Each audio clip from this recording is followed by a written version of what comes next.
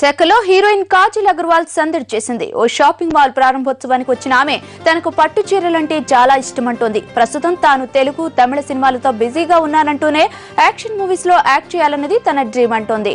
టాలీవుడ్ లో సీనియర్ ఎన్టీఆర్, నాగార్జున, చిరంజీవి అంటే తనకు ఇష్టమైన హీరోలని చెప్పుకొచ్చింది.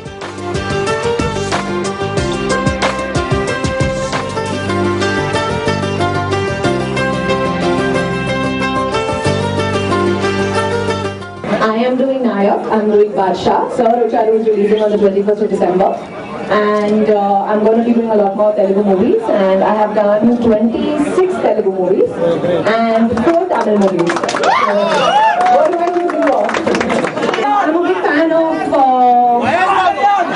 I like Nagarjuna Garu, Chiranjeevi Garu, and of course the very senior who all of us love, NTR Garu.